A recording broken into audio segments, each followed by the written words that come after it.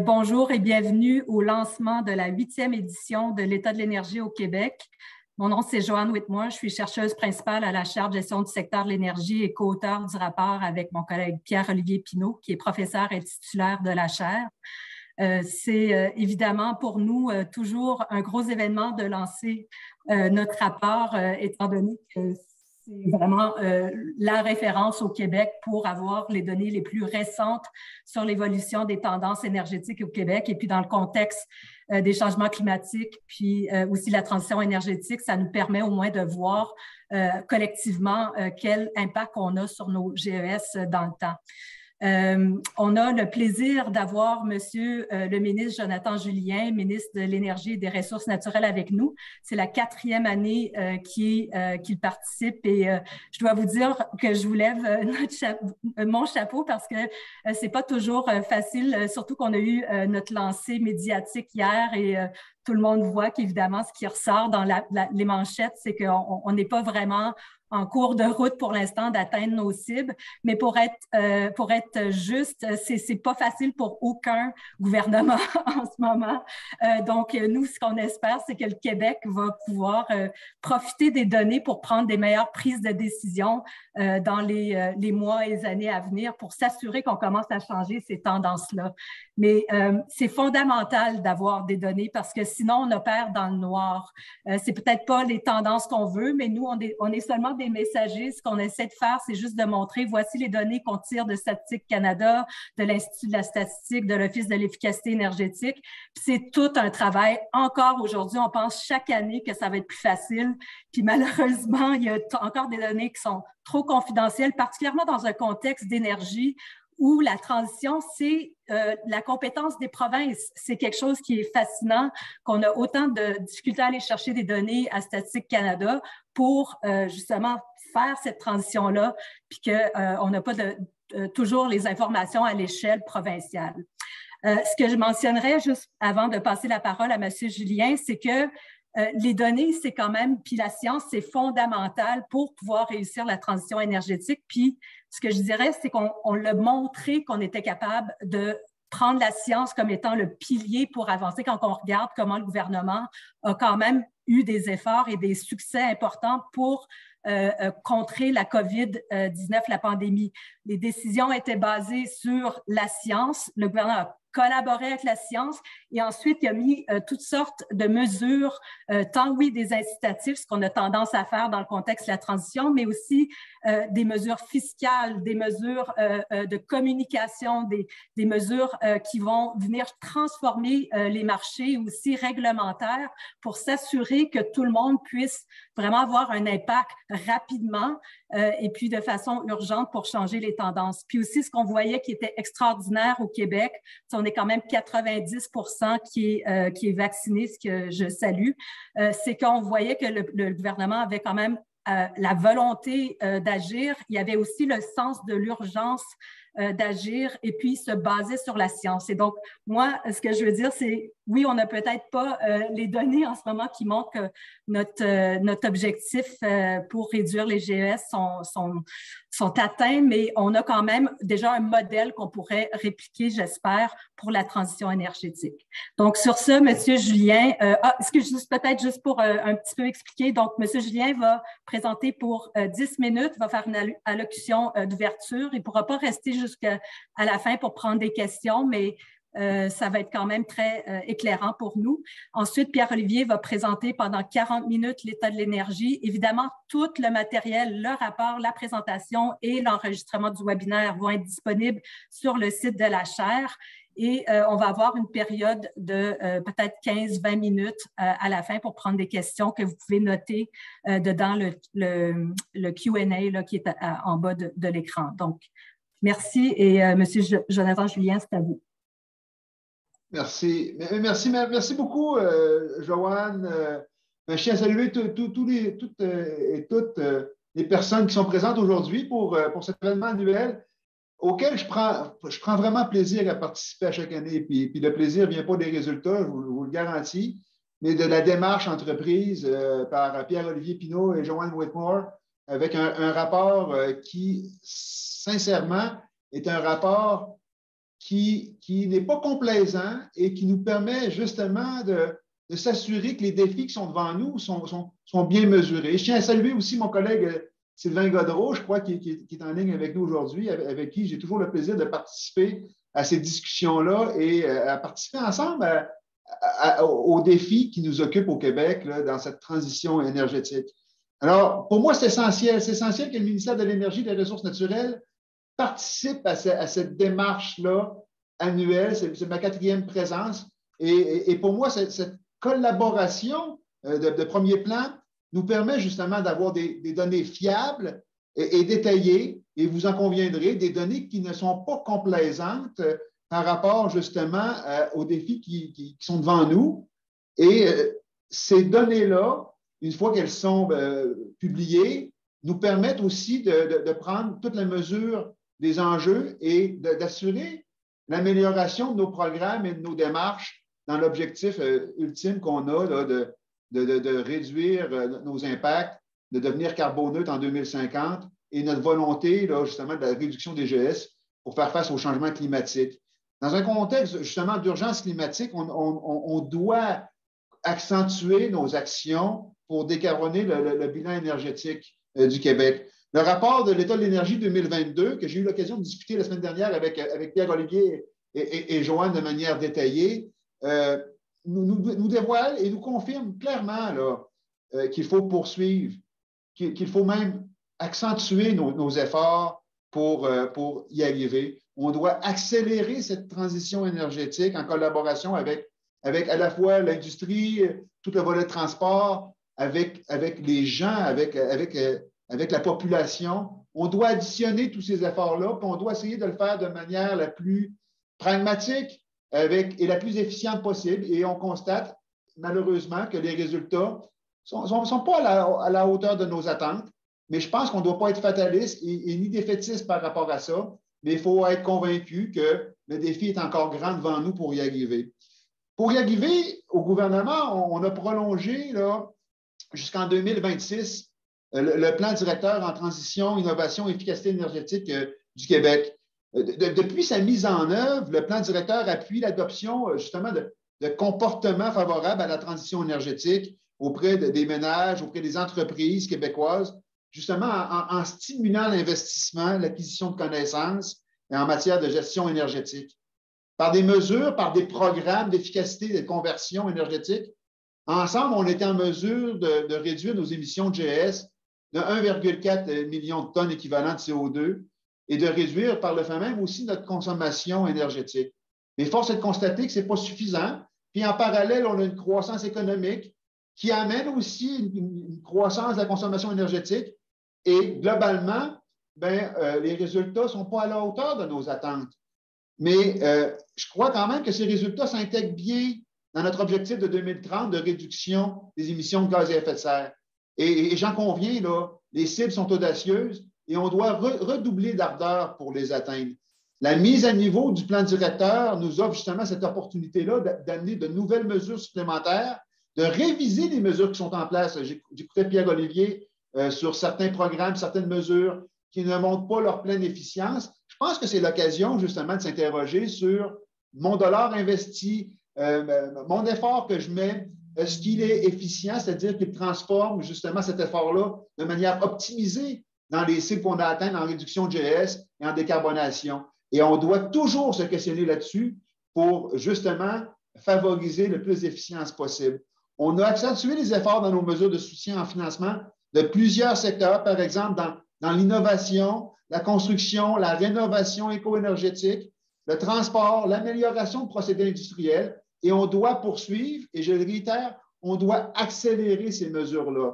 Parce que 2030, c'est demain, les cibles sont audacieuses et on doit être en mesure d'atteindre nos cibles parce que c'est essentiel. On va réinvestir dans des programmes forts pour le Québec qui vont porter justement une attention toute particulière, des mesures les plus payantes et structurantes comme éco-performance. Éco-performance actuellement, en termes d'efficience, dans une transition industrielle, c'est lui, quand je regarde le coût par rapport au résultat, qui est le plus efficient.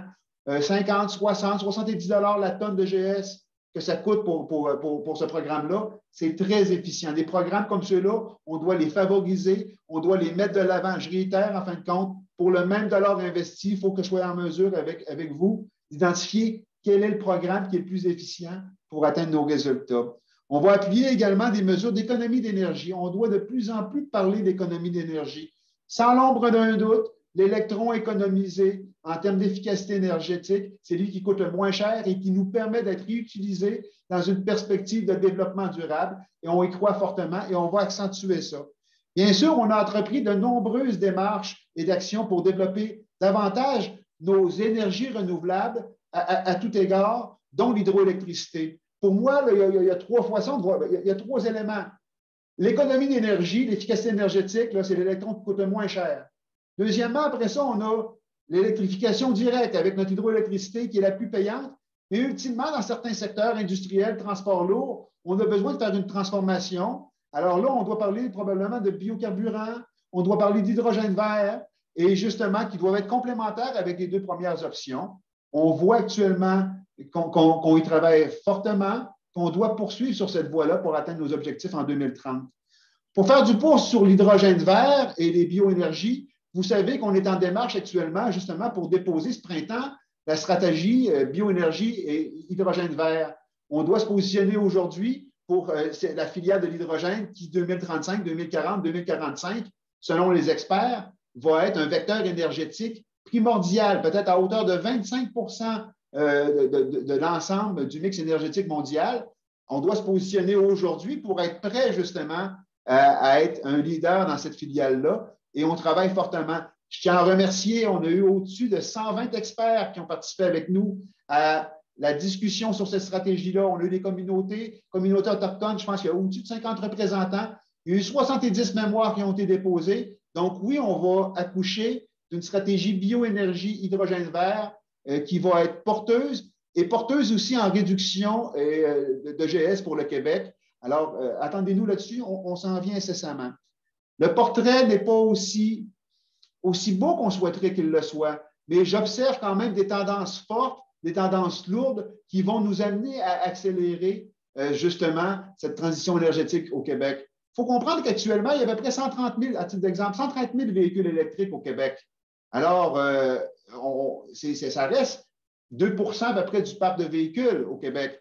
Mais ce qu'on observe, c'est à tous les 2 ans, on double le nombre de véhicules électriques au Québec. Dans les 4 dernières années, la vente de véhicules neufs électriques a augmenté de 350 Et quand on a une cible, nous, à 2030, d'être 1,5 million de véhicules électriques sur nos routes, 2035, de mettre un terme à la vente de véhicules à essence, bien justement, ce roulement-là qu'on voit, qui est exponentiel, va finir par avoir des résultats probants sur les états d'énergie futurs. Mais effectivement, aujourd'hui, on constate que ce n'est pas suffisant, mais je suis plutôt optimiste justement dans cette transition exponentielle qui s'opère dans les dernières années. On est sur nos cibles et effectivement, on va atteindre nos résultats. Mais je réitère, pour arriver aux cibles audacieuses de 2030, on doit additionner. On doit additionner le secteur industriel, le secteur des transports, on doit additionner l'efficacité énergétique et on doit travailler sur tous les plans justement pour y arriver. Et je vous le dis, mon ministère et moi, et je vous appelle à contribuer avec nous, faites-nous en réalité des suggestions parce que pour nous, la cible est un objectif qu'on doit atteindre et je vous le dis que c'est une cible qui est audacieuse et on ne peut pas faire fi de tout ce qui peut être fait dans tous les niveaux pour l'atteindre. On doit additionner toutes les mesures, que ce soit les biocarburants, que ce soit l'électrification directe, que ce soit l'efficacité énergétique de nos bâtiments pour atteindre ces cibles audacieuses. Je terminerai en remerciant encore une fois infiniment. C'est toujours un plaisir. Je pense que je parle avec Pierre-Olivier certainement 3-4 fois par année dans différentes tribunes. Joanne également, pour le travail exemplaire qui est fait. Je le réitère, ce n'est pas un travail qui est complaisant. Il nous ramène à l'ordre sur les défis qu'on a devant nous et sur le fait qu'on n'en fait pas assez puis qu'on doit redoubler d'ardeur. Et c'est toujours un énorme plaisir pour moi de recevoir ces éléments-là. Et soyez assurés que le rapport que j'ai entre les mains, que vous avez produit, je le partage avec mes collègues aussi, mes collègues au Conseil des ministres, justement pour bien bien cibler les enjeux qui sont devant nous pour qu'ensemble, on prenne les meilleures mesures pour atteindre l'objectif qu'on a tous ensemble de réduire les GS au Québec et de faire face au changement climatique ensemble. Alors, merci pour votre contribution, c'est très apprécié, et je vous souhaite une bonne discussion. Merci beaucoup, Monsieur Julien. Merci vraiment pour votre présence. On est honoré de vous avoir avec nous. Je vais maintenant enchaîner avec la présentation du rapport, puisque c'est l'objectif aujourd'hui de présenter le rapport, l'état de l'énergie. Comme Joanne l'a mentionné et dans le chat aussi, le rapport est déjà disponible sur le site de la chaire, donc n'hésitez pas à aller le télécharger. C'est un rapport d'une 50aine de pages, il y a beaucoup d'informations dedans. Je vais vous présenter aujourd'hui certains extraits. On ne peut pas tout présenter malheureusement, ou parce qu'on prendrait probablement 3 heures. Il y aura déjà beaucoup de matériel que je vais couvrir aujourd'hui, et à certains moments, je vais peut-être aller vite sur certaines questions, certains enjeux, parce que l'idée, c'est d'offrir un portrait général. J'ai conscience qu'il y a beaucoup de matériel, mais encore une fois, vous pourrez prendre le temps cette fin de semaine, dans les semaines à venir, de feuilleter à votre rythme l'état de l'énergie au Québec, de revoir ce webinaire si vous le souhaitez. Et je vais simplement mentionner qu'il y a beaucoup d'actions là dans le chat. Il y a par contre, et c'est très bien comme ça, les questions que nous allons privilégier vont être les questions dans la section questions et réponses de Zoom.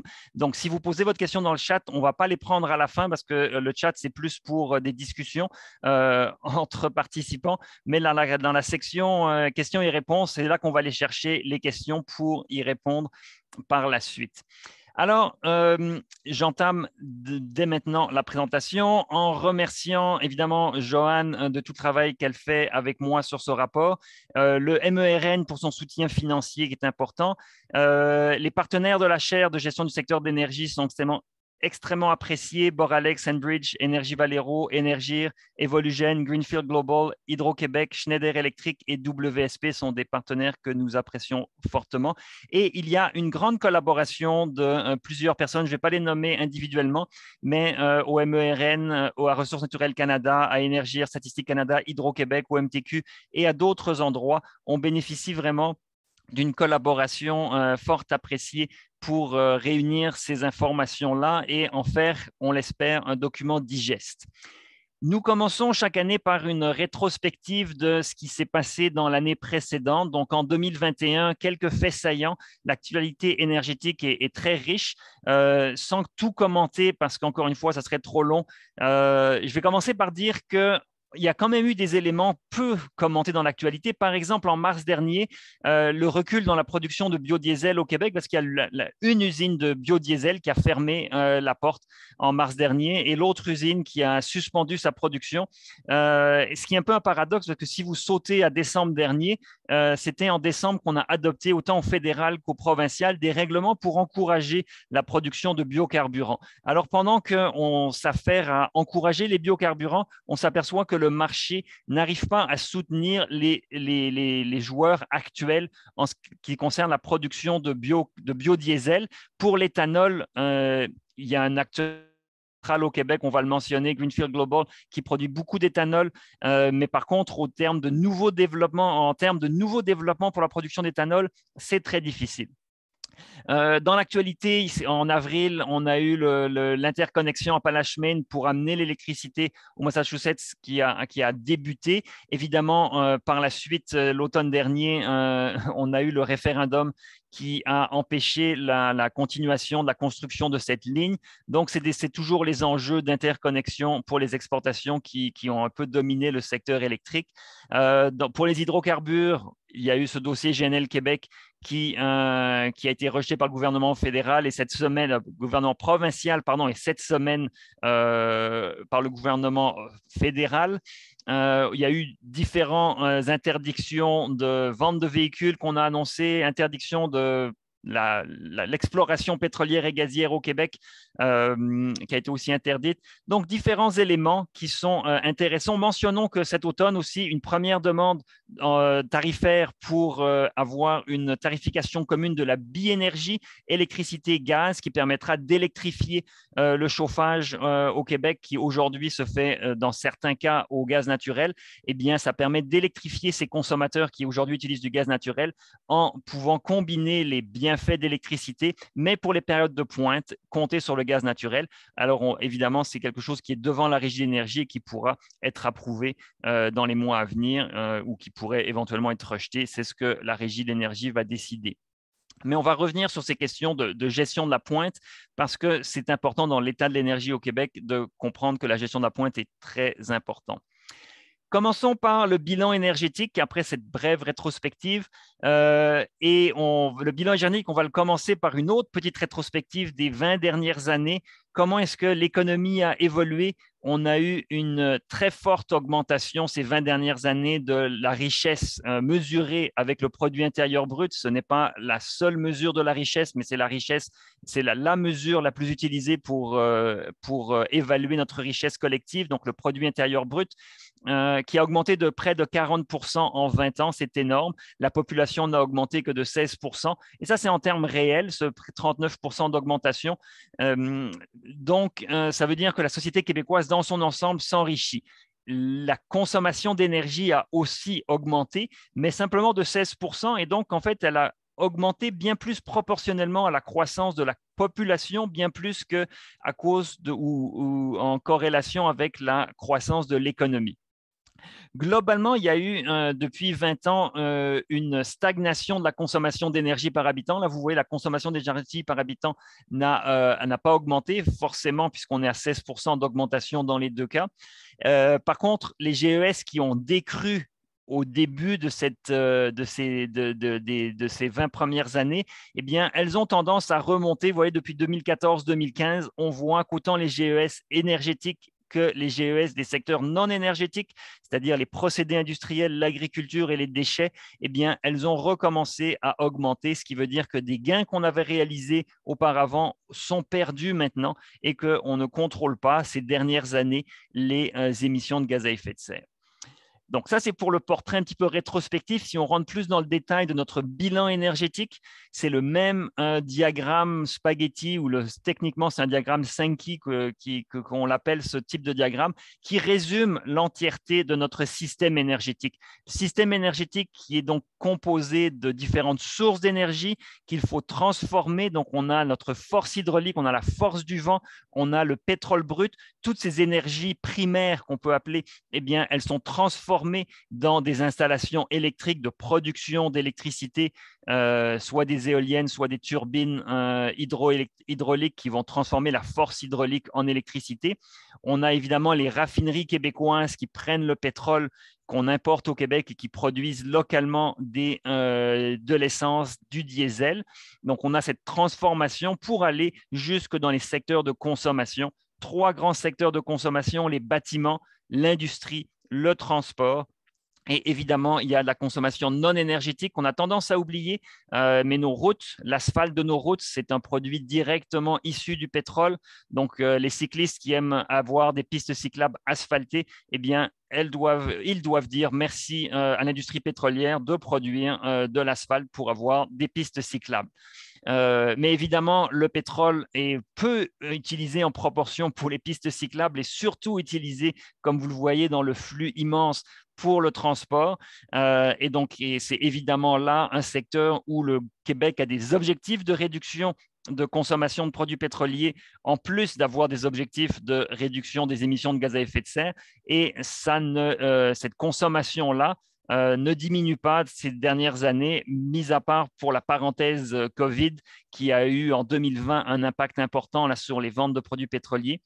Comme on va le voir un peu plus loin, c'est documenté. Mais il y a une reprise de la consommation et grosso modo, on a rattrapé les niveaux de consommation de 2019 pré-pandémique. À mentionner dans ce bilan énergétique, évidemment, il y a plusieurs choses intéressantes. Il faut le mentionner parce que c'est quand même très positif que nos sources locales d'énergie représentent 55% de notre bilan énergétique et sont des sources entièrement renouvelables. Ça fait l'envie de la planète. Il y a très peu de sociétés qui sont dans une situation aussi enviable en termes d'approvisionnement en énergie renouvelable. Et non seulement c'est de l'énergie renouvelable, mais c'est de l'énergie qui coûte très peu cher. Notre hydroélectricité, elle a un coût de production extrêmement bas. Les éoliennes aussi, surtout quand on regarde les tendances, la compétitivité de l'approvisionnement éolien s'améliore grandement. La biomasse aussi est compétitive. Donc, ce sont des filières énergétiques très bien implantées qui pourront grossir à l'avenir parce qu'elles sont compétitives. Nous avons le bilan de fossiles qui est important. Le pétrole reste en termes de pétajoules. Ici, vous voyez les PJ que vous voyez, ce sont des pétajoules. Le pétrole reste la première source d'énergie en importance au Québec en termes de quantité énergétique. Et nous avons souligné cette année en particulier, même si c'était déjà là les années précédentes, le biométhane, le gaz naturel renouvelable et l'hydrogène, dont on parle beaucoup, mais vous voyez, ce sont des gouttes d'eau dans notre système énergétique qui est extrêmement important. Mais vous avez 4 pétajoules pour le biométhane, le gaz naturel renouvelable. Et vous avez 13 pétajoules pour l'hydrogène. Ces 13 pétajoules d'hydrogène, ils sont là depuis longtemps puisque les raffineries québécoises, qui sont les principaux producteurs et consommateurs d'hydrogène, produisent et consomment de l'hydrogène depuis longtemps, essentiellement du gaz naturel et de produits pétroliers. Et c'est ce qui fait que l'hydrogène, en fait, n'est pas nouveau dans le bilan énergétique québécois. Si on en parle de plus en plus, c'est parce qu'on aspire à produire de l'hydrogène vert, de l'hydrogène de source renouvelable, pour ne pas qu'il y ait de gaz à effet de serre associé à ça. C'est tout un défi. On va revenir là-dessus. Je terminerai sur cette diapositive en mentionnant, comme les années précédentes, que les pertes énergétiques dans le système sont énormes. C'est de l'énergie perdue, essentiellement de la chaleur. Et c'est là où la récupération de la chaleur, surtout dans le secteur industriel ou même dans les bâtiments, pourrait se développer. On pourrait bien plus valoriser ces rejets thermiques qui sortent d'usines, de bâtiments commerciaux et même résidentiels, mais bon, les concentrations de chaleur sont moindres et les pertes thermiques sont moindres, mais il y a des gisements de chaleur qui peuvent être développés et on peut bien davantage développer des solutions d'économie circulaire, des solutions de récupération de chaleur pour justement valoriser cette chaleur et nous éviter d'utiliser de l'énergie en amont, mais plutôt que de perdre cette énergie et de la diffuser dans l'atmosphère sous forme de chaleur, de la réutiliser directement. Quand vous voyez, il y a énormément d'énergie perdue en transport et ça, ce sont aussi essentiellement des pertes de chaleur dans nos véhicules, bien plus difficiles à valoriser parce que votre véhicule qui chauffe, eh bien, il vous réchauffe l'hiver, c'est fort apprécié, mais il réchauffe aussi l'atmosphère et ça, c'est pour le bénéfice de personne. La manière ici d'augmenter l'efficacité énergétique en transport, ça va être de réduire nos besoins en transport, donc de changer nos modes de transport et d'électrifier les transports. Évidemment, les véhicules électriques sont bien plus efficaces et les kilowattheures que vous mettez dans votre véhicule électrique, si vous en avez un, eh bien, ces kilowattheures nous font vraiment avancer bien plus que de générer de la chaleur comme l'essence que vous mettez dans votre véhicule génère énormément de chaleur. Donc, c'est le bilan.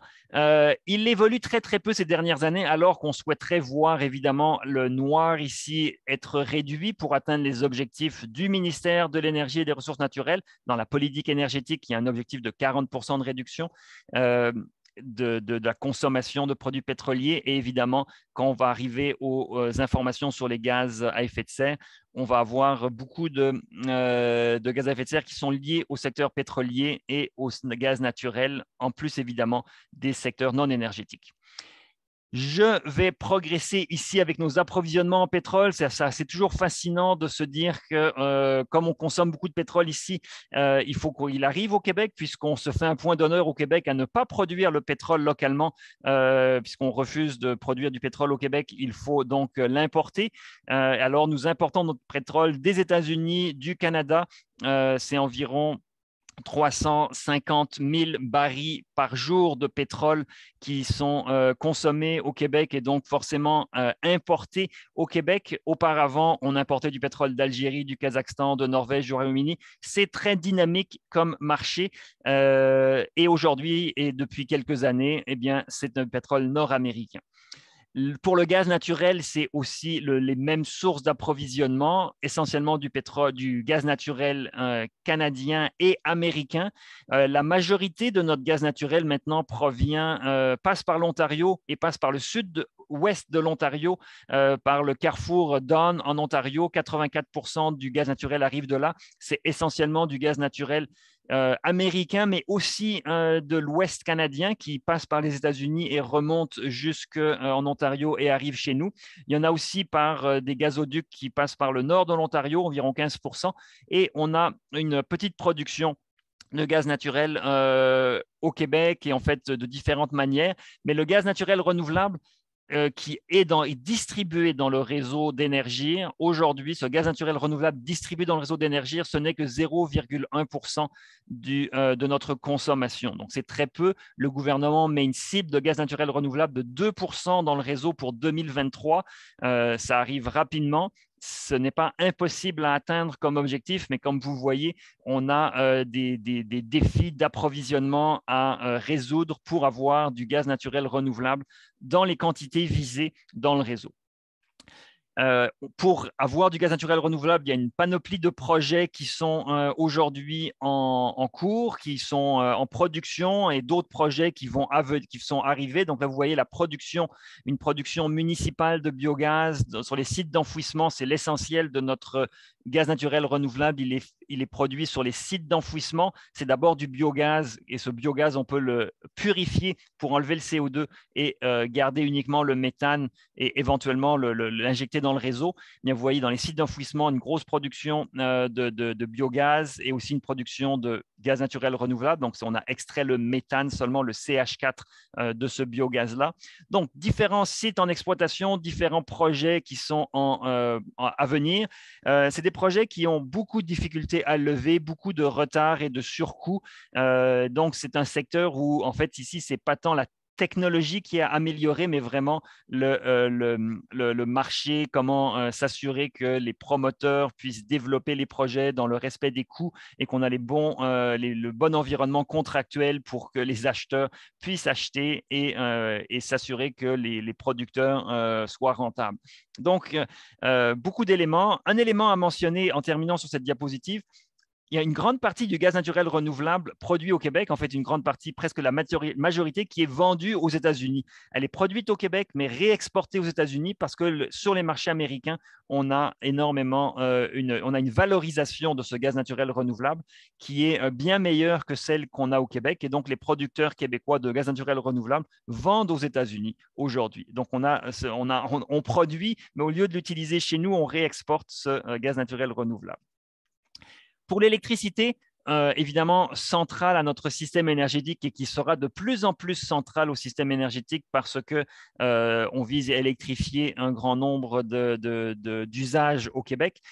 Dans notre usage énergétique, eh bien, on produit au Québec plus de 200 TWh. L'essentiel, c'est les barrages d'Hydro-Québec, mais on a aussi des barrages de l'industrie. Rio Tinto, par exemple, et d'autres papetières ont une production d'hydroélectricité industrielle.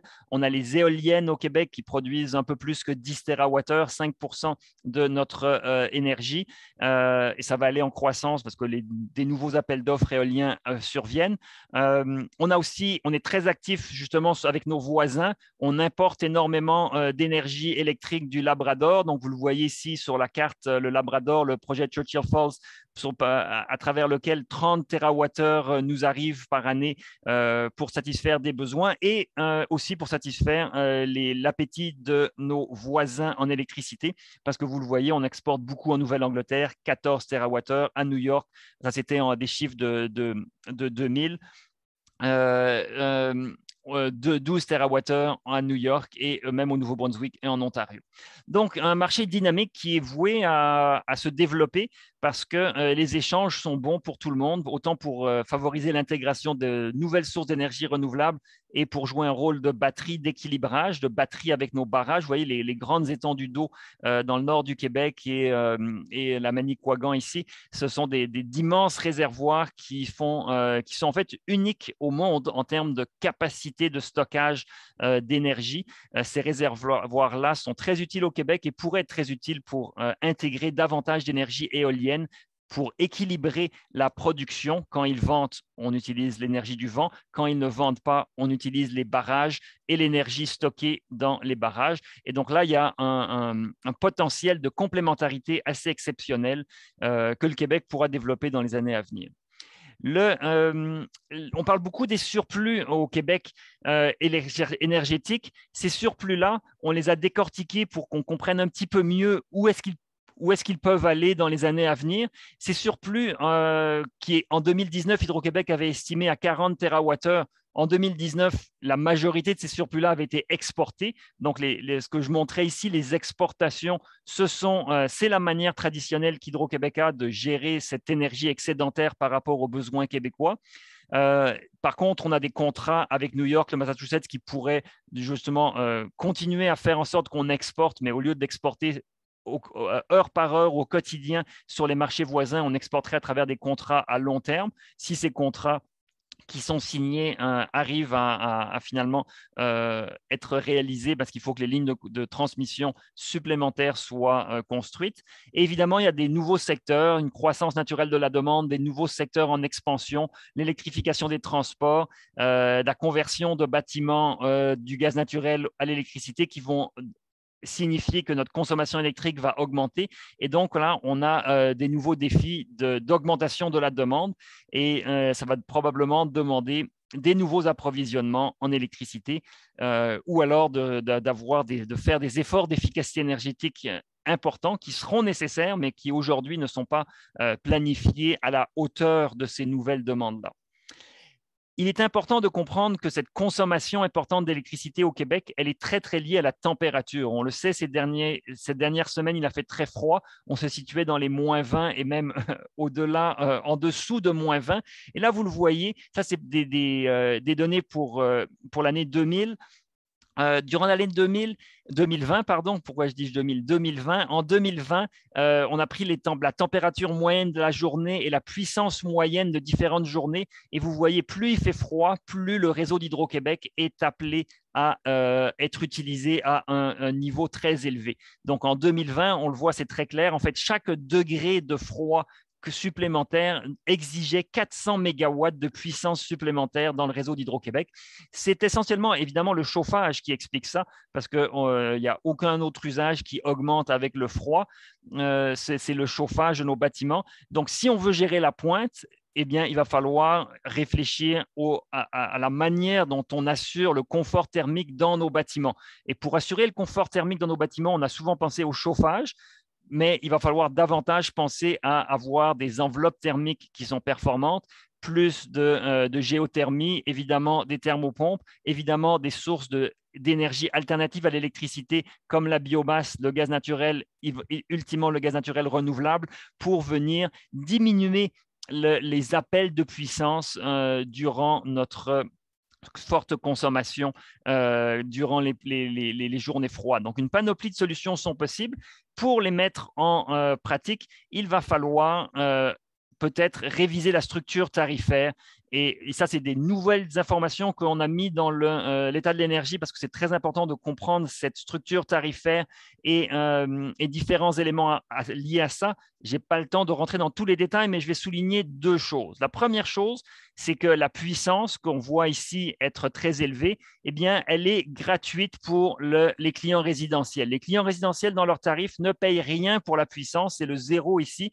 C'est le coût mensuel par kilowatt de puissance appelée. Elle est gratuite. Elle n'est pas gratuite pour les clients commerciaux et les clients industriels. Cette gratuité de l'appel de puissance pour les clients résidentiels n'incite pas les clients résidentiels à mieux gérer leur puissance. Et donc, c'est un enjeu. Si on veut que les clients résidentiels et dans le secteur résidentiel, on gère la puissance et les appels de puissance, il va falloir prendre des mesures, différentes mesures, mais notamment avoir un signal de prix qui va indiquer aux consommateurs résidentiels que payer pour la puissance. C'est naturel, c'est ce que les commerciaux font, c'est ce que les industriels font. Et si vous voulez savoir, c'est ce que les Italiens font, les Néerlandais font, et même les habitants de New Delhi en Inde, ils payent pour la puissance et ils payent pour leur énergie. Ils ont deux tarifs. Si les habitants de New Delhi et les Italiens peuvent payer pour la puissance, les Québécois sont aussi capables de le faire. La deuxième chose que je veux mentionner, c'est cet interfinancement dont les clients résidentiels québécois bénéficient. Ils s'amenuisent au fil des ans, mais c'est peut-être une bonne chose, c'est peut-être au détriment des clients résidentiels. Mais ce qu'il faut savoir, c'est que l'électricité résidentielle, elle est subventionnée par les tarifs que payent les clients commerciaux et les clients industriels qui payent plus cher que le coût qu'ils imposent à Hydro-Québec pour recevoir l'électricité qu'ils reçoivent. Et donc, ils financent aux résidents québécois qui, en bout de ligne, payent moins cher que ce que Hydro-Québec dépense pour servir la clientèle résidentielle. C'est important de mentionner cet interfinancement parce que c'est des subventions doivent être pleinement conscientes si on décide de les maintenir, parce que si on décide de subventionner des consommateurs, il faut que ce soit pour des bonnes raisons et qu'on se pose la question, est-ce que c'est véritablement nécessaire de subventionner les clients résidentiels québécois? Comme M. Julien l'a mentionné, on a plein de véhicules électriques au Québec. On en a plus de 100 000 maintenant, mais évidemment, ce n'est qu'un faible pourcentage de notre flotte totale. On va revenir sur la flotte totale plus tard, mais on a dépassé maintenant l'objectif de 2020 d'avoir 100 000 véhicules électriques. Le prochain objectif, c'est 1 500 000. Va-t-on réussir à atteindre ce haut nombre de véhicules électriques en 2030, c'est un suspense qui va prendre 8 ans à être résolu. Toujours dans l'aspect production d'énergie de biodiesel, biocarburant, ici c'est les biodiesel, le biocarburant. Je l'ai déjà mentionné, donc je vais passer rapidement, mais simplement dire Greenfield Global, c'est le gros producteur d'éthanol au Québec, 200 millions de litres. Juste pour vous donner une idée, on consomme environ 10 milliards, un peu moins que 10 milliards de litres d'essence au Québec. Donc, l'éthanol ici, c'est une très faible proportion, 2% de la consommation d'essence au Québec. Et pour 2030, on vise 15% d'éthanol dans l'essence. Donc, il va falloir forcément importer davantage d'éthanol ou augmenter notre production d'éthanol. Il y a des projets qui sont sur la table aujourd'hui pour la production d'éthanol. Donc, on a des possibilités de croissance, mais il y a fort à faire.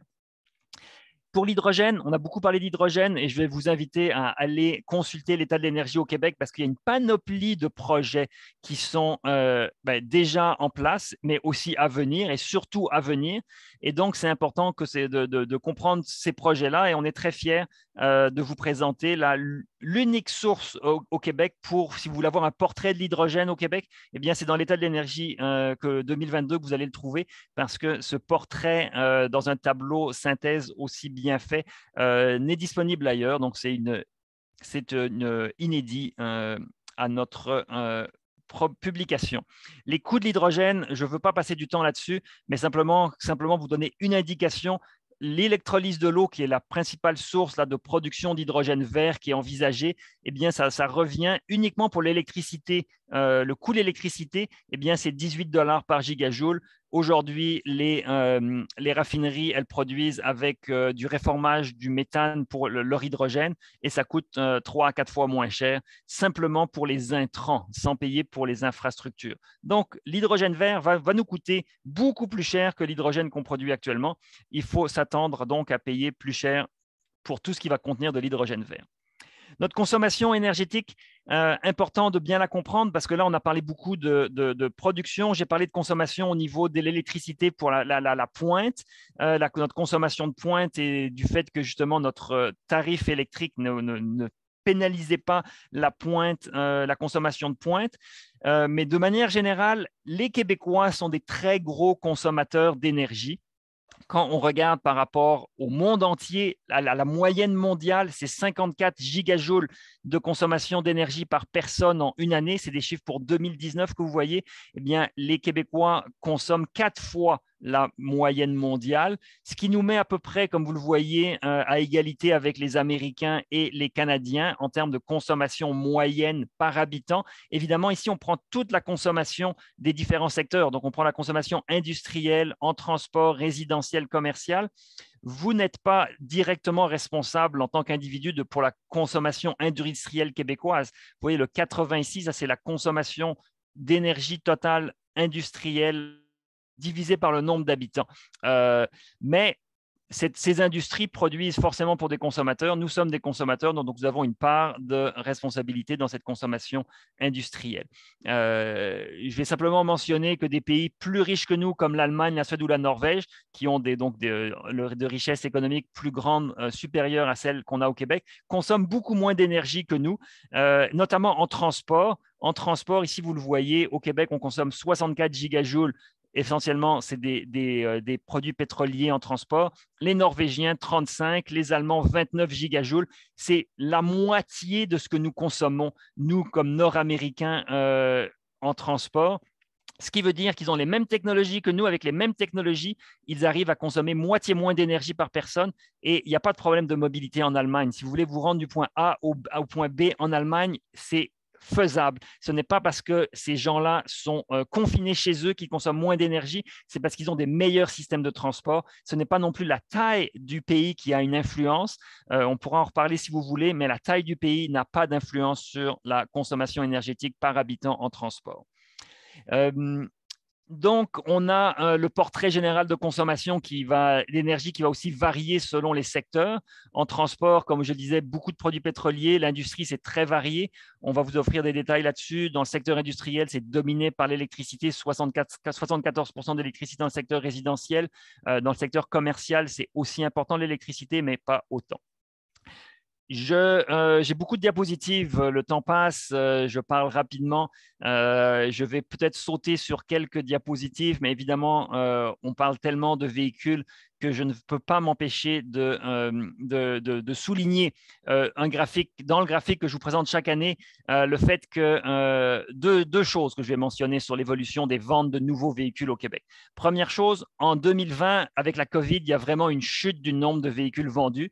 Et ça, c'est vraiment lié au fait que les concessionnaires étaient fermés, que les gens étaient confinés. Donc, il y a eu une chute des ventes de véhicules. Ces ventes de véhicules, elles ont été en partie rattrapées par la suite. Évidemment, les problèmes logistiques que nous connaissons font en sorte qu'il y a des pénuries de véhicules, des pénuries de F-150 chez les concessionnaires. Donc, vous devez faire la queue, le marché, vous devez faire la queue pour acheter votre pick-up et le prix des pick-up usagés a d'ailleurs augmenté.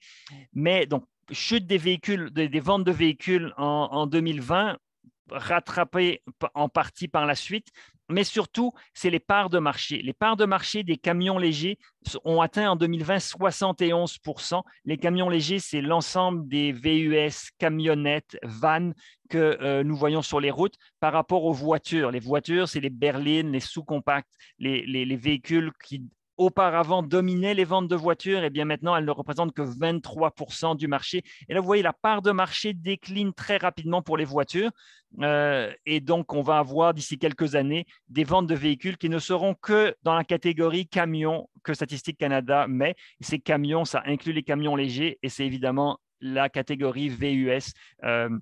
Et camionnettes. Ce n'est pas moi qui crée cette catégorie camion, c'est Statistique Canada, c'est comme ça qu'ils sont classés. Je sais qu'il y a des gens qui disent oui, mais il y a des petits VUS qui appartiennent davantage à une catégorie voiture, les les petits VUS. Oui, soit. Aujourd'hui, c'est classé dans la catégorie camion par Statistique Canada et par beaucoup. Donc, c'est pour ça que c'est présenté ainsi. Et ils consomment plus que des berlines. Donc, en termes de réduction des émissions, c'est le problème. Et réduction de la consommation. Donc là, on voit historiquement, ça augmente la consommation d'essence. Ici, vous voyez la courbe du bas. En 2020, ça a diminué à cause de la COVID. Les ventes d'essence ont réaugmenté par la suite. Donc, peu importe la manière dont vous analysez ce graphique, nous ne sommes pas sur la trajectoire qui est la cible officielle du ministère de l'Énergie et des Ressources naturelles. Le ministère de l'Énergie et des Ressources naturelles, dans la politique énergétique, a une cible de réduction de 40% de la consommation de produits pétroliers sous le niveau de 2013 en 2030. Donc là, vous voyez ici, on devrait être environ à 12 ou 13 milliards de litres de vente de produits pétroliers. Aujourd'hui, on est un petit peu sous les 20 milliards de litres de produits pétroliers vendus au Québec. On a énormément de chemin à faire. L'évolution du parc de véhicules n'est pas assez rapide pour nous amener à cette cible-là que je souhaite voir atteinte, mais qui aujourd'hui se le sera difficilement. Le secteur industriel, on en a parlé un petit peu de la diversité de la consommation dans le secteur industriel. Ici, vous le voyez par sous-secteur. L'aluminium, par exemple, consomme énormément d'électricité. C'est pour ça qu'ils sont venus au Québec, parce qu'il y avait une grande disponibilité d'électricité à bon marché et il se trouve qu'elle est renouvelable, donc il n'y a pas d'émissions qui sont associées à ça. Dans d'autres secteurs, on utilise encore des produits pétroliers. Par exemple, dans le raffinage du pétrole, on utilise beaucoup de produits pétroliers pour raffiner le pétrole. Donc là, vous voyez en gris plus foncé l'usage de produits pétroliers. Dans le secteur agricole aussi, beaucoup de produits pétroliers, dans les mines aussi, dans d'autres secteurs, des pâtes et papiers par exemple, on utilise de l'électricité, beaucoup de biomasse en vert, du gaz naturel en gris clair, un petit peu de produits pétroliers. Donc ce détail-là, il peut être mis à profit pour votre compréhension. Je passe rapidement. Dans les bâtiments, sur la consommation, une tendance qui est un petit peu similaire à la tendance des gros véhicules. Nous aimons des gros véhicules, nous aimons aussi les grandes maisons. Cette tendance ne se dément pas. Là, vous voyez, dans le secteur commercial, on a de plus en plus de mètres carrés de superficie commerciale, ce qui est peut-être encore plus tragique de cette plus de grande superficie depuis 5 à 10 ans. L'intensité énergétique, ça veut dire la quantité d'énergie par mètre carré dans le secteur commercial augmente. Donc, non seulement on a plus de mètres carrés, mais on utilise depuis 10 ans plus d'énergie par mètre carré dans le secteur commercial. Et donc, ça, c'est très problématique. Dans le secteur résidentiel, on aime aussi nos grandes maisons. Donc, il y a plus de superficie de plancher et on a aussi plus de logements par 1000 habitants. Donc, plus de logements, des plus grands logements, ça fait plus d'espace à chauffer. Évidemment, en termes de consommation énergétique, ce n'est pas l'idéal. Dans la consommation, on pourrait faire davantage d'efficacité énergétique. On aime, avec Johan, mettre les projecteurs sur ces potentiels d'efficacité énergétique. Hydro-Québec a rendu public cet automne, quelque part de très loin, très bien caché sur le site de la Régie de l'énergie, le potentiel d'efficacité énergétique du Québec en électricité.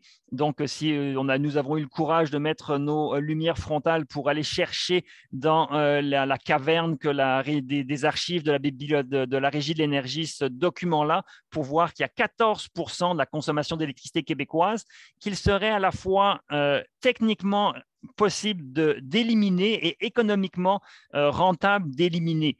Évidemment, le coût de l'élimination n'est pas pris en compte. Ça prend des programmes pour inciter les gens à faire ce qui est techniquement rentable de faire. Mais si on y arrivait, il y aurait 14% de la consommation énergétique du Québec qui pourrait chuter. 13% de la consommation de gaz naturel qui pourrait chuter et 24% de la consommation de carburant qui pourrait chuter avec les technologies et au prix des matériaux et des initiatives, et des prix des combustibles et des alternatives. Donc, on a des potentiels d'efficacité énergétique remarquables. Pourquoi on ne les exploite pas davantage? Eh bien, ça reste un mystère pour moi. Il faut les exploiter davantage. Pourquoi il faut les exploiter davantage? Pour réduire les gaz à effet de serre. C'est le défi de notre époque et des années à venir, de l'époque à venir.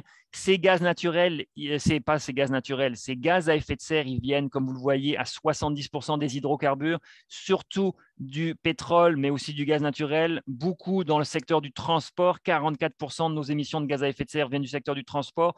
Les GES industriels sont aussi importants, les gaz à effet de serre issus de la consommation d'énergie dans l'industrie.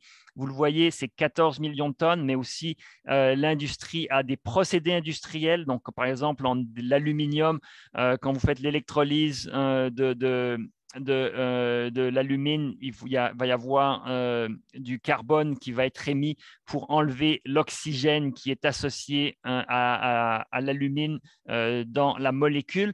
Même chose pour les aciéries, il faut enlever l'oxygène de l'oxyde de fer et donc il va falloir, dans le procédé industriel, aujourd'hui, c'est du carbone qui vient chercher l'oxygène de l'oxyde de fer et qui va faire du CO2 pour pouvoir justement purifier le minerai de fer, pour faire de l'acier. Donc, il y a des procédés industriels ici qui sont émetteurs de CO2. Ce n'est pas lié à la consommation d'énergie. C'est là où l'hydrogène, dans le cas de l'acier, pourrait jouer un rôle. Dans le cas de l'aluminium, il va falloir trouver d'autres solutions qui sont déjà, en termes de recherche et développement, un petit peu connues, mais qui ne sont pas commercialement disponibles. On a l'agriculture et les déchets, des gros secteurs d'émissions qui sont à mentionner parce que ça ne diminue pas véritablement dans ces secteurs-là. Et donc, il va falloir diminuer partout, non seulement en transport, mais en industrie et dans l'agriculture et les déchets. Donc, on a des défis devant nous. Les tendances, je ne vais pas trop revenir là-dessus, mais les tendances de gaz à effet de serre, vous voyez l'historique, depuis quelques années, ça remonte. Il faudrait qu'on atteigne 69 millions de tonnes en 2020 pour atteindre la cible. 2020, c'était il y a 2 ans, mais bon, on n'est pas là. Même avec la COVID, on ne sera pas là. Et en 2030, c'est très, très bas. On est très, très loin d'être sur une trajectoire qui nous y amène naturellement. Il va falloir redoubler d'ardeur. Pour nous aider à y arriver, on a le marché du carbone. Le marché du carbone, c'est un marché fascinant. Ici, vous voyez les émissions combinées de la Californie et du Québec. On a corrigé l'erreur ici. L'échelle ici, c'est une erreur, mais dans l'état de l'énergie, on a corrigé. Combiné Californie-Québec, parce qu'on est dans un marché commun, du marché du carbone commun, on a environ 600 millions de tonnes avec des plafonds d'émissions qui sont décroissants. Et qui devrait nous contraindre, mais on va en parler un peu plus là en mars à la chaire de gestion du secteur de l'énergie. Ce marché du carbone ne sera pas une vraie contrainte avant 2030, malheureusement. Même si les prix augmentent sur le marché, là vous voyez en 2021, les prix du carbone ont augmenté comme jamais ces 5 dernières années. On a atteint là aux dernières enchères 28 $ US la tonne de carbone. 35 $ canadiens. C'est une forte augmentation, la plus grosse augmentation du prix du carbone qu'on a connue. C'est une augmentation qui n'est pas liée tant à la rareté des droits d'émission, mais qui est liée vraiment à l'afflux de spéculateurs sur le marché, des gens qui pensent que c'est intéressant d'acheter ces droits d'émission parce qu'ils vont prendre de la valeur dans les années à venir. Et j'ai moi-même acheté des droits d'émission parce que je pense qu'ils vont prendre de la valeur sur ce marché-là. Donc, il y en a d'autres qui ont pensé la même chose. Donc, ce prix du carbone, il va augmenter dans les années à venir. Il faut y être prêt. C'est une bonne chose parce qu'on veut justement détourner les gens des sources d'énergie avec carbone pour les amener vers les sources d'énergie sans carbone. Donc, on doit remercier ce prix du carbone et on va espérer qu'il est le plus élevé possible pour nous détourner le plus rapidement possible des énergies émettrices. Le marché du pétrole et de l'essence nous aide à nous détourner de l'essence. Là, vous le voyez, le prix du pétrole est très, très, très corrélé avec le prix de l'essence. Et ces derniers temps, le prix du pétrole a réaugmenté, ce qui fait qu'on atteint des sommets en termes de prix de l'essence. Mais sachez qu'environ 40% de votre litre d'essence acheté à la pompe, c'est le prix du pétrole. 60% du prix, c'est cet ensemble ici de taxes, de prix du carbone, de marge de détail de votre station-service, le transport, très faible part de coûts, et le raffinage. Les raffineurs prennent évidemment une marge de profit et aussi ils ont des coûts pour raffiner le pétrole brut. Donc, vous voyez, le 60% du prix à la pompe, c'est la combinaison de taxes carbone et de marge des différents acteurs. Et 40%, c'est le brut. Perspective pour 2022, on est presque arrivé à la fin, on va rentrer dans les questions par la suite. Je vois qu'on a beaucoup de questions. Les perspectives pour 2022, eh bien, on a cette stratégie sur l'hydrogène et les biocarburants que M. Julien nous a annoncé dans son allocution. Donc, elle va venir. Comment est-ce qu'on va faire pour justement remettre en selle cette filière des biocarburants qui a beaucoup de difficultés à décoller et dont les dernières années là, ont été en fait peu probantes en termes de projets qui ont pu se concrétiser. Et donc, c'est probablement là que l'hydrogène a le rôle le plus important à jouer, c'est dans l'aide pour aider la production de biocarburants. Mais donc, ça reste à voir comment la stratégie va se déployer. Il y a Hydro-Québec qui va nous annoncer son plan stratégique incessamment. Donc, il n'y a pas de date de prévue, mais ça devrait être au plus tard ce printemps. Quelles seront les grandes orientations d'Hydro-Québec? On a hâte de le savoir. On a hâte de voir comment Hydro-Québec va aider à transformer le système énergétique québécois. Comment est-ce qu'Hydro-Québec va pousser pour avoir une meilleure réglementation de l'électricité, une meilleure tarification de l'électricité. Hydro-Québec, comme vous le savez, est un moteur des secteurs énergétiques au Québec, un fleuron québécois, et doit jouer un leadership dans le renouvellement du secteur énergétique. évidemment, ça ne passera pas seulement par… Oups, pardon, j'ai avancé trop vite. Ça ne passera pas seulement par des initiatives d'Hydro-Québec, ça va aussi passer par des réformes de la réglementation de l'énergie au Québec. En 2021, il y a des réflexions qui ont été amorcées. La Régie de l'énergie a amorcé une réflexion sur les bénéfices non énergétiques de l'énergie. On a hâte de voir où est-ce que cette réflexion va aboutir. Notamment le gouvernement, le MERN, sait que la réglementation de l'énergie sous plusieurs aspects est désuète et qu'il va falloir la renouveler. Donc, on espère qu'aux élections provinciales, les politiciens mettent de l'avant justement des réformes de la réglementation de l'énergie qui nous permettent de faire cette transition énergétique d'une manière qui permette à tous ceux qui ont des innovations de les mettre en marché et d'aider le Québec à trouver des solutions aux problèmes que nous avons, et nous en avons plusieurs, puisque nous n'arrivons pas à réduire nos émissions, nous n'arrivons pas à réduire notre consommation de produits pétroliers. Pourtant, les solutions sont là, on a une panoplie de solutions à notre disposition. Et ce qui va être aussi à suivre, et je terminerai là-dessus, dans les mois à venir, c'est l'évolution de la gouvernance climatique. On sait que j'ai parlé du marché du carbone. Le marché du carbone avec les enchères et le prix du carbone, ça génère beaucoup d'argent aux enchères. Ça génère des milliards de dollars. Ces milliards de dollars, ils vont dans le fonds d'électrification et de changement climatique, le FEC, qui auparavant s'appelait le fonds vert. Mais bon, vous savez, les politiciens aiment bien mettre des nouveaux noms à des anciennes choses. Alors, le fonds vert est devenu le fonds d'électrification des changements et de lutte contre les changements climatiques. Et donc, ces sommes-là, qui sont énormes, qui se chiffrent en milliards de dollars, elles ont été très critiquées par rapport à la manière dont on dépense ces fonds-là et à la reddition de comptes qu'il y a eu depuis plusieurs années sur la manière dont on dépense ces fonds-là.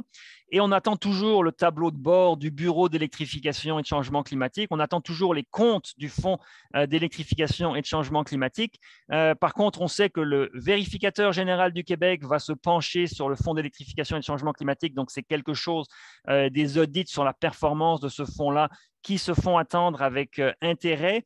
On a un comité consultatif sur les changements climatiques dont j'ai l'honneur de faire partie qui va pouvoir éventuellement regarder aussi comment l'argent est dépensé si nous décidons comme comité de regarder comment l'argent est dépensé parce qu'on a le comité se penche sur différents volets des enjeux climatiques. Donc, il n'y a pas seulement comment l'argent est dépensé, mais il y a aussi les programmes et les initiatives que nous pourrions faire et le cadre général qu'on pourrait se donner pour réussir à atteindre nos objectifs de réduction de gaz à effet de serre. Mais cette gouvernance climatique, ayez l'œil parce qu'elle a posé problème dans le passé et le gouvernement actuel a déposé une loi 44 pour réformer la gouvernance climatique. Donc, il faudra s'assurer que les réformes de cette gouvernance climatique portent fruit et nous amènent davantage de transparence et surtout d'efficacité. Au-delà de la transparence, qu'on cherche, c'est des actions efficaces. Personnellement, j'ai des doutes par rapport à l'efficacité que la réforme amène, mais ça va rester à constater dans les mois à venir. Alors, faites comme nous, mettez de la pression sur nos élus et sur nos administrations pour qu'ils nous rendent des comptes par rapport à tous ces enjeux-là qui sont extrêmement importants, parce qu'il y a beaucoup d'argent dans la lutte contre les changements climatiques. On dépense beaucoup d'argent aussi pour polluer, on dépense beaucoup d'argent en pétrole, on dépense beaucoup d'argent pour acheter des gros véhicules. Donc, c'est pas à la fois on investit à la fois dans le problème et dans les solutions. C'est pas uniquement une question donc de montant à investir dans les solutions, c'est aussi des programmes qui nous permettent de réduire l'argent qui est dépensé dans le problème. Aujourd'hui, en fait, au Québec, même s'il y a beaucoup d'argent dans le Fonds d'électrification et de changement climatique, j'ai dit 6 milliards de dollars, il y a encore plus d'argent qui est dépensé dans le problème, dans l'achat de véhicules, dans le pétrole, dans des infrastructures pétrolières, énormément d'argent. Je vous remercie pour votre attention. Je vous invite à télécharger le rapport à l'adresse mentionnée ici. Je remercie une fois de plus tous nos partenaires de nous soutenir à la chaire de gestion du secteur de l'énergie et évidemment le MERN pour son soutien direct à la publication de ce rapport-là. Je vais cesser de partager mon écran pour aller dans les questions et réponses. Et je remercie Johan là, qui a répondu à un certain nombre de questions au fur et à mesure. Et je vais prendre les questions par ordre et on a jusqu'à environ 12h30 dans ce webinaire. Évidemment, si vous avez faim et vous avez d'autres activités, allez-y. Je ne vous en tiendrai pas rigueur si vous quittez à tout moment. Mais on avait prévu jusqu'à 12h30, j'ai jusqu'à 12h30, donc on a quand même 25 minutes pour répondre à des questions. Première question de Hugo Cordeau, que je salue, qui fait son doctorat à Toronto maintenant. L'Ontario songe à offrir un tarif avantageux dynamique à l'électricité la nuit afin d'encourager l'adoption des véhicules électriques. Ainsi que de mieux gérer les points d'électricité. Est-ce une approche à envisager? Alors, évidemment, la tarification dynamique, c'est à envisager. Hydro-Québec l'a d'ailleurs envisagé depuis 2 ans avec les options dynamiques de tarification de pointe, la tarification FlexD et l'option tarification hivernale qui a un nom trop long pour que je m'en souvienne rapidement. Mais Hydro-Québec a déjà un programme qu'on peut appeler un programme pilote parce qu'il n'est pas ouvert à tout le monde de tarification dynamique. Mais oui, donc il faut faire la tarification dynamique, il faut le faire à mon sens de manière beaucoup plus agressive et beaucoup plus généralisée. Et cette tarification dynamique, eh bien, je la voudrais aussi pour la tarification de puissance. Il faut aussi avoir une tarification de la puissance et elle pourrait être dynamique, c'est-à-dire faire payer la puissance plus cher quand on a des problèmes de puissance. Une question d'une personne anonyme. Selon vous, en quelle année le gaz naturel devrait-il cesser d'être considéré comme une énergie de transition? Considérer le gaz naturel comme énergie de transition, ça c'est un qualificatif que certains donnent à l'énergie, au gaz naturel. Au Québec, ce n'est pas une énergie de transition en tant que telle, puisque c'est une énergie comme les énergies fossiles dont il faut se débarrasser.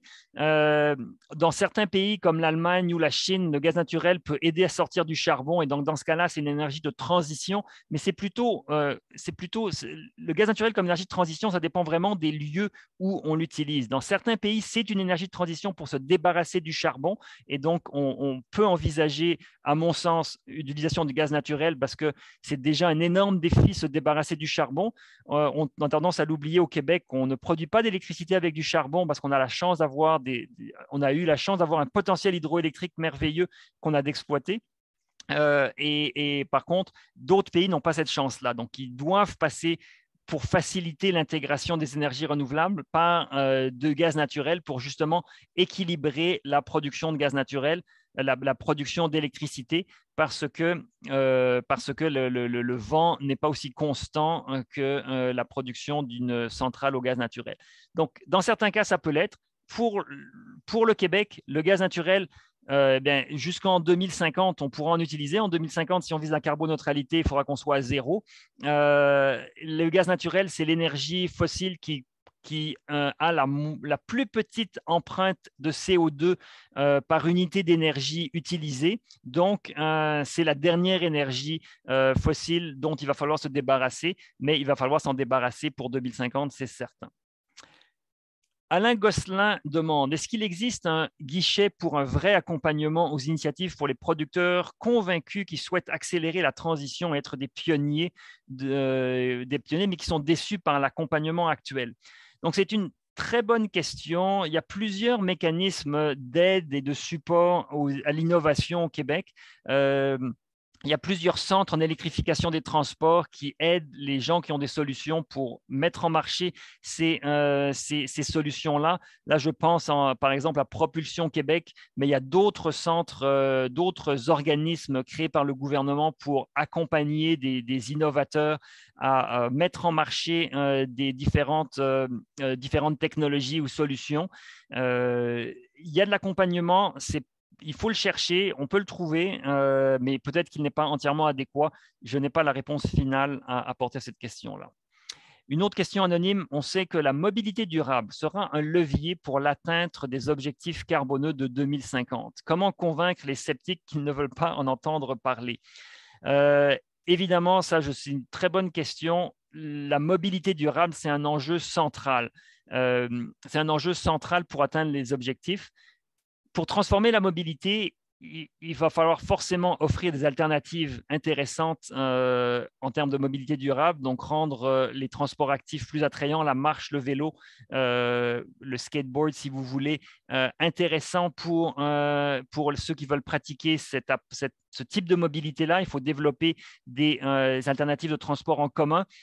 Et évidemment, il va aussi falloir pénaliser. Si on veut vraiment être efficace, il va falloir mettre des taxes sur les gros véhicules. Appelez ça taxe, appelez ça redevance, appelez ça frais supplémentaires pour ceux qui ont des gros véhicules, surtout ceux qui sont lourds et qui consomment davantage d'énergie. Il va falloir les pénaliser. C'est ce que l'Europe fait et on voit les chiffres européens sont meilleurs que les nôtres, en partie parce qu'ils utilisent ces différents types d'éco-fiscalité. Donc, l'éco-fiscalité, elle va être au centre de la transformation de la mobilité. Cette question anonyme, c'était comment faire en sorte que les gens qui ne veulent pas en entendre parler en entendent parler. Eh bien, ça va être un grand mystère et ça va être probablement le plus grand défi de notre époque, là. Un peu comme comment faire entendre aux camionneurs qui sont contre les mesures sanitaires et qui bloquent des villes comme Ottawa ou qui bloquent le pont à Windsor, comment leur parler pour leur faire entendre raison que tout le monde veut la fin des mesures sanitaires et que leur action n'aide en rien la fin des mesures sanitaires. Eh bien, c'est très difficile. Il faut réussir à établir un dialogue, trouver la manière de dialoguer avec des gens qui ont des compréhensions différentes du monde. C'est un grand défi et on le voit ces dernières années, les compréhensions du monde ont peut-être tendance à diverger. Donc, ça va être un fort défi. Nelson Blanco fait le constat suivant. La croissante consommation des hydrocarbures au Québec, malgré les efforts des politiques énergétiques et de la fermeture de l'exploitation de gisements de pétrole et de gaz au Québec, n'est pas… alors, attendez, j'arrive pas à comprendre la question. Je m'excuse, Monsieur Blanco, mais je n'arrive pas à déchiffrer votre question. Alors, je ne vais pas y répondre. Je suis désolé. Charlie Bastard dit le bilan de l'énergie au Québec, quelle différence entre l'énergie considérée utile et les pertes énergétiques? Donc ça, c'était en référence au diagramme 5i qu'on avait. Donc, l'énergie utile, c'est celle qui sert à véritablement nous produire le service demandé. Par exemple, quand on utilise de l'énergie dans une voiture, le service qu'on demande, c'est la mobilité. On veut se déplacer. On ne demande pas à produire de la chaleur. Et 80% de l'énergie dans une voiture est une perte de chaleur, mais le service pour lequel initialement on demande l'énergie, c'est la mobilité. Et il y a simplement, dans une voiture, simplement 20% de l'énergie que vous mettez dans votre réservoir si vous utilisez encore une voiture à essence. 20% de l'essence sert à faire bouger la voiture. Le reste est nécessaire pour faire bouger la voiture, mais c'est une perte énergétique qui ne rend pas le service que vous souhaitez. Donc, toutes ces pertes énergétiques, c'est l'énergie perdue qui ne sert pas à fournir le service que vous souhaitez obtenir, mais qui est un petit peu, qui est parfois nécessaire, parfois superflu, un petit peu comme vous achetez une banane, vous voulez manger l'intérieur de la banane, vous ne voulez pas la peau de la banane, mais la peau de la banane, c'est une perte. Vous allez la jeter. C'est une perte nécessaire, mais et parfois elles peuvent être diminuées. Et si vous réutilisez la peau de la banane pour faire du biogaz et faire du gaz naturel renouvelable, eh bien, vous avez fait une boucle et vous avez réduit la perte parce qu'elle est réutilisée de manière utile. C'est ce qu'on pourrait davantage développer. Roger Constantin dit que dans le graphe numéro 2, on indique que la consommation de 727 pétajoules, dont 189 pétajoules dans le transport. Est-ce que cela inclut seulement l'industrie du transport de marchandises ou tous les véhicules inclus dans les flottes? Dans la boîte transport du graphique, c'est tous les véhicules au Québec. Ce n'est pas le transport de marchandises par route, par avion, par train, par bateau et le transport des individus dans leurs véhicules et aussi le transport hors route dans les Sea-Doo et les Ski-Doo que nous aimons tant et dont le parc augmente sans cesse au Québec, surtout ces dernières années. je prends des questions de personnes différentes. Donc, si je vois le même nom apparaître, je vais sauter parce que si j'ai déjà posé la question d'une personne pour maximiser la diversité des questions. Emmanuel Lambert demande « Savez-vous si le gouvernement envisage de mettre en œuvre des stratégies pour réduire le gaspillage énergétique en vue de cette électrification ?» Alors oui, on a beaucoup d'ambition en termes d'efficacité énergétique. On a des programmes qui visent à augmenter l'efficacité énergétique. Hydro-Québec en a, Énergir en a aussi. Ces programmes-là donnent certains résultats, mais pas des résultats transformateurs, pas des résultats qui changent de façon structurelle notre consommation énergétique. Et je devais donner un exemple. On sait que c'est possible de prendre un bâtiment et de lui faire réduire sa consommation d'énergie de 80% en faisant justement ce qu'on appelle une rénovation profonde des bâtiments. Et donc, on peut réduire de façon drastique sa consommation pour les amener à devenir des bâtiments passifs, des bâtiments qui n'ont pas besoin d'un système de chauffage actif. Et donc là, c'est une transformation radicale du parc de bâtiments, n'est pas du tout à l'ordre du jour. Pourtant, pour 2050, ça devrait l'être. Et simplement pour dire que ce n'est pas simplement un rêve d'un universitaire dans son bureau, l'Allemagne vise officiellement une réduction de 80% de la consommation de l'énergie dans les bâtiments pour 2050. Donc l'Allemagne le met comme un objectif, et même s'ils vont avoir du mal à atteindre cet objectif-là, eh bien, ils essayent de déployer des efforts pour atteindre cet objectif-là, de réduction de 80% de la consommation d'énergie dans les bâtiments. Feriel Aker, j'ai la difficulté à prononcer, pose la question suivante. Peut-on réellement parler de tout électrifié tel que mentionné par Monsieur le ministre lorsque notre capacité électrique totale actuelle n'est pas suffisante pour atteindre cet objectif? Nous l'avons vu d'ailleurs cet hiver. Il ne faut pas oublier que quand on importe de l'électricité, celle-ci n'est pas vraiment verte.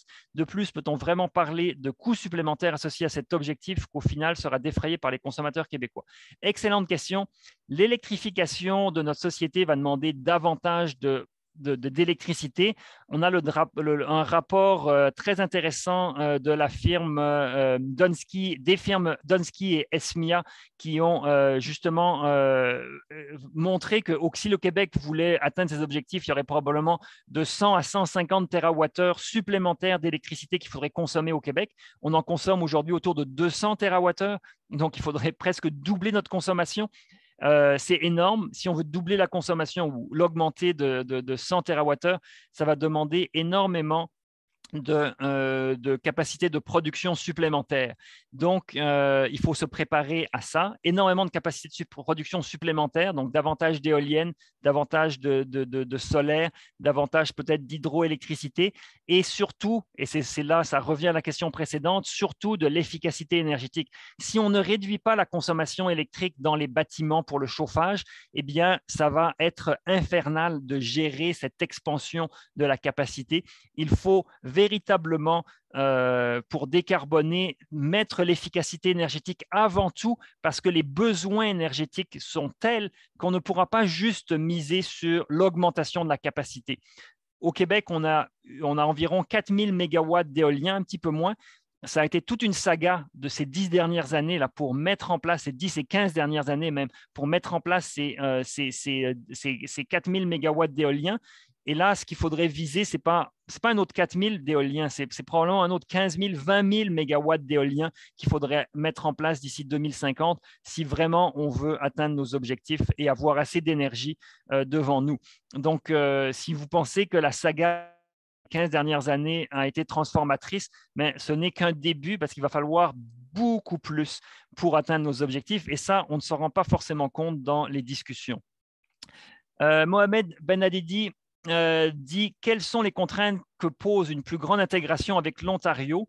Donc là, si on veut s'intégrer davantage avec l'Ontario, je dirais la principale contrainte d'intégration régionale des systèmes électriques, la principale contrainte, c'est de faire en sorte que les gens se parlent, c'est faire en sorte que les gouvernements se parlent, faire en sorte que les compagnies d'électricité se parlent, que les opérateurs de systèmes se parlent, que les agences de réglementation se parlent et que tous ces gens-là puissent se parler pour mettre en place un système mieux intégré qui permet d'échanger davantage d'électricité, de produire au meilleur coût là où ça coûte moins cher et d'exporter quand c'est rentable. Et donc, c'est vraiment un défi de communication. On a déjà parlé des défis de communication un peu plus tôt avec les gens qui ne veulent pas entendre parler de mobilité durable, mais il va falloir qu'on communique beaucoup mieux. Antoine Lippé pose la question suivante. Est-ce qu'il est possible au Québec de devenir énergétiquement carboneutre tout en restant dans le paradigme de croissance économique infinie sans l'utilisation de nouvelles technologies futures non prouvées et sans exporter nos émissions?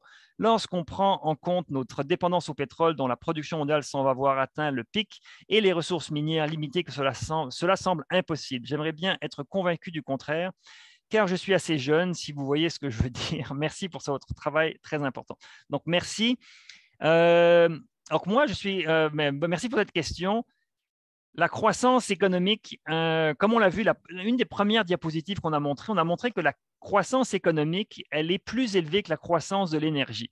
Et ça, c'est parce qu'on a réussi un découplage relatif de la croissance économique et de la consommation d'énergie. Ce qu'il faut faire maintenant, c'est un découplage absolu, c'est réduire la consommation d'énergie tout en ayant une croissance économique qui est positive.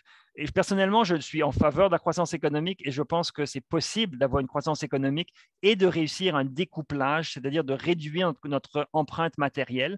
Et pourquoi je suis optimiste, je ne suis pas optimiste, mais pourquoi je pense que c'est possible, c'est parce qu'on est tellement inefficace dans notre consommation d'énergie qu'il est possible d'utiliser notre énergie d'une bien meilleure manière, d'économiser de l'argent dans notre manière de consommer notre énergie, et d'utiliser cet argent-là, non pas pour consommer des biens matériels qui demandent de l'énergie, mais d'utiliser cet argent-là qu'on a économisé pour des investissements sociaux, en éducation, en santé, en art et en culture, qui vont ne pas avoir d'empreinte carbone.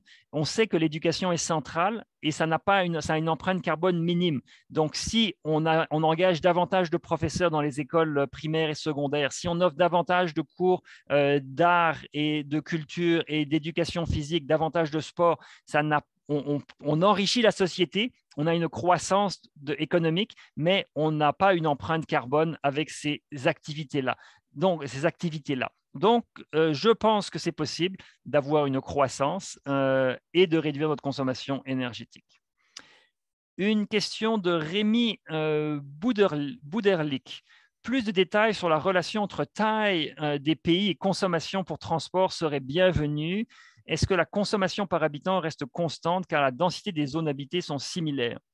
Alors, donc la taille des pays et le transport, c'est évidemment un des facteurs. La consommation d'énergie pour le transport, elle dépend de plein de facteurs. Elle dépend du type de véhicule que vous avez. Elle dépend de l'aménagement urbain dans lequel vous vivez.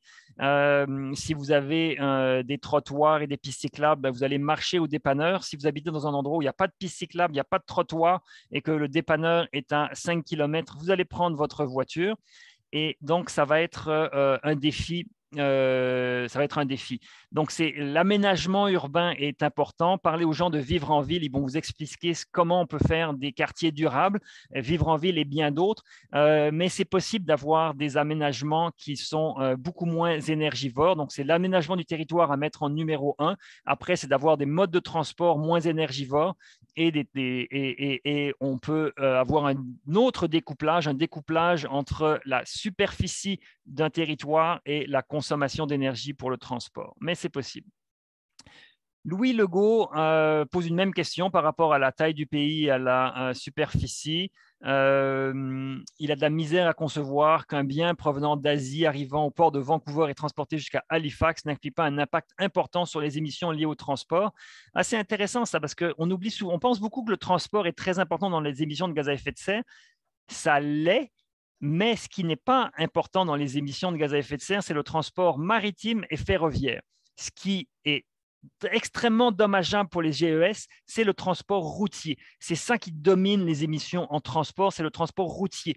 Donc, quand on fait venir un bien d'Asie par bateau jusqu'à Vancouver et par train après jusqu'à Halifax, eh bien, son empreinte carbone est très, très faible. Ça va être infiniment plus facile d'électrifier ou de décarboner le train et les bateaux par rapport aux camions. Et donc, tout le transfert modal qu'on fait vers le train et les bateaux, ça va permettre du transport de longue distance à empreinte carbone très faible, voire nulle. C'est vraiment le transport routier par camion qui est l'ennemi numéro 1 pour les gaz à effet de serre.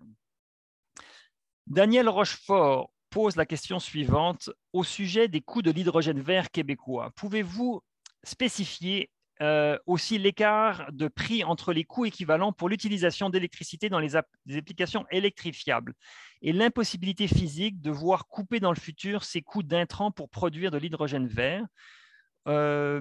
Et au contraire, ces coûts ne feront qu'augmenter ou mieux stagner. Alors, je ne suis pas certain de bien saisir cette question-là. L'écart de prix avec les coûts équivalents. Alors, dans certains cas, oui, donc, je pense que je comprends la question en disant si on veut électrifier directement, il y a des coûts. Si on veut utiliser l'hydrogène, il y a des coûts.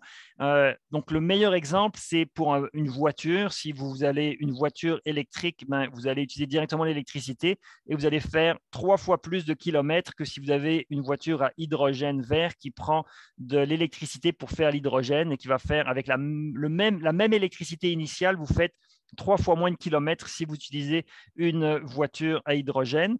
Et la voiture à hydrogène va vous coûter plus cher que la voiture électrique. Donc, en bout de ligne, c'est beaucoup moins rentable.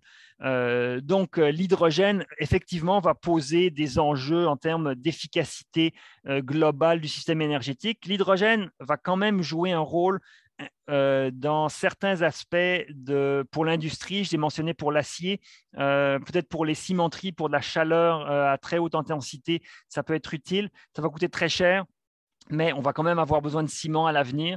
Alors, il va falloir, comme beaucoup de choses, accepter de payer plus cher, ce qui est une très bonne chose parce que nous sommes dans une société de surconsommation et si on n'a pas un signal de prix pour nous dire que ça coûte cher notre consommation, eh bien, on va continuer à surconsommer. Ça, c'est évidemment de l'éco-fiscalité. C'est un discours d'éco-fiscalité que je partage avec vous, mais ça fait partie des éléments importants, je crois. Lily Abbas pose la question suivante. Pourquoi le gouvernement ne mise pas sur l'efficacité énergétique en concentrant les efforts pour créer une intelligence collective afin de réduire notre consommation et changer nos habitudes de gaspillage d'énergie au lieu d'encourager l'hydrogène vert? Donc, excellente question. Pourquoi est-ce qu'on ne met pas davantage l'emphase sur l'efficacité énergétique? Eh bien, une des réponses importantes, c'est que ça passerait par un signal de prix. Pour faire de l'efficacité, le prix n'est pas une baguette magique, mais un prix contribue à guider les consommateurs dans leur choix. Et donc, oui, il faut faire de l'éducation, oui, il faut offrir des programmes d'aide, mais il faut faire aussi un signal de prix. Et mettre des signaux de prix qui encouragent l'efficacité énergétique, c'est très impopulaire.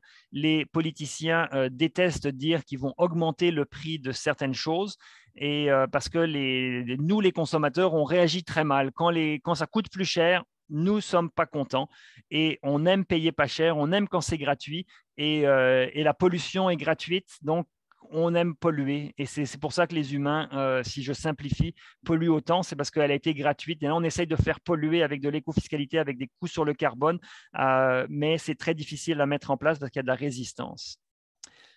Sophie Pellan demande « Pourquoi dites-vous que le marché du carbone ne nous permettra pas d'atteindre nos objectifs? Est-ce que le plafond ne fonctionne pas comme il faut ?»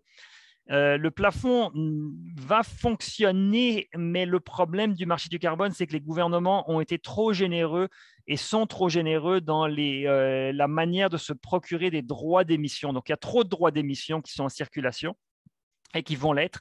On a un papier qui va sortir bientôt, donc je vous invite à rester à l'affût des annonces de la chaire de gestion du secteur de l'énergie parce qu'on va en parler un peu plus tard, dans les mois à venir, là, de pourquoi est-ce que le marché du carbone ne va pas fonctionner d'ici 2030, ou du moins, il va fonctionner mécaniquement, mais ne va pas être une contrainte qui va nous amener à réduire nos émissions.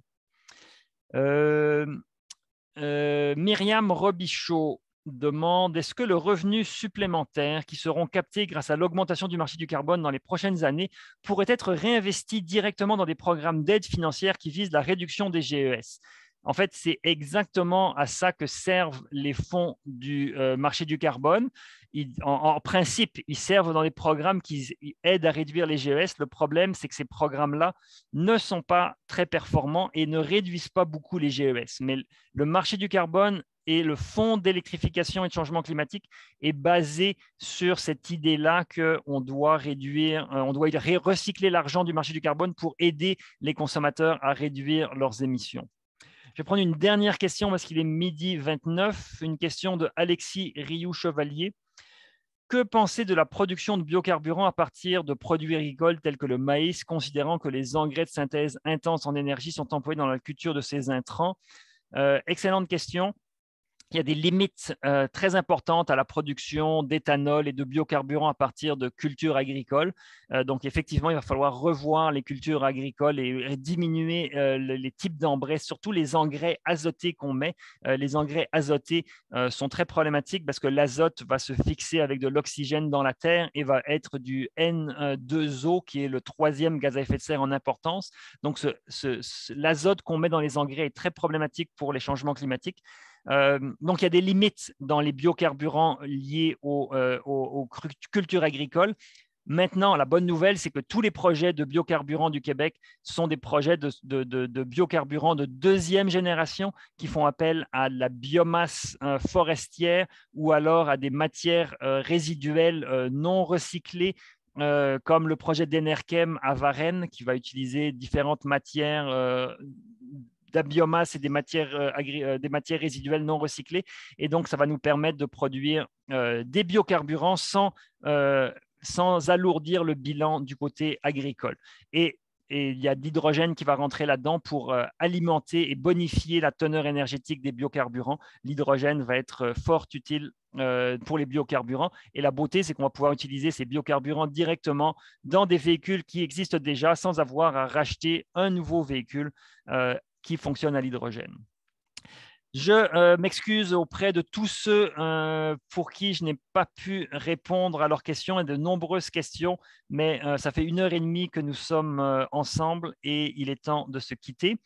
Alors, je vous remercie. Je le répète, le webinaire va être mis sur le site de la chaire très bientôt. Et je vous invite à vous engager dans la transition énergétique en réduisant votre consommation de produits pétroliers et en passant à des initiatives vertes. Et à très bientôt. Restez au courant des activités de la chaire de gestion du secteur de l'énergie. Dernier mot, je remercie M. Jonathan Julien, ministre de l'Énergie et des Ressources naturelles, pour sa présence et son support à nos initiatives. Merci à tous et au revoir.